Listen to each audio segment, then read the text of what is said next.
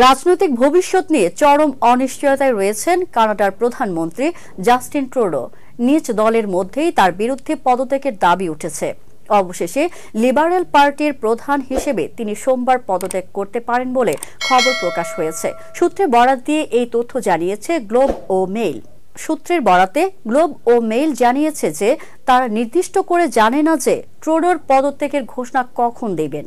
তবে ধারণা করা হচ্ছে আগামী বুধবার একটি গুরুত্বপূর্ণ বৈঠকের আগে তিনি পদত্যাগ করবেন। তবে এই নিয়ে কানাডার প্রধানমন্ত্রীর কার্যালয়ের কাছ থেকে জানতে চাওয়া হলে কোনো সাড়া পাওয়া যায়নি।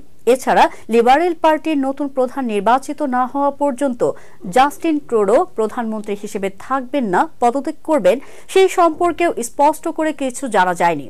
লিবারেল পার্টি অব কানাডার প্রধান হিসেবে 2013 সাল থেকে দায়িত্ব পালন করছেন ট্রুডো।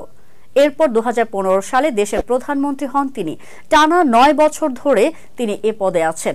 তবে সাম্প্রতিক বছরগুলোতে অর্থনীতি সহ নানা চাপে পড়েছেন ট্রুডো।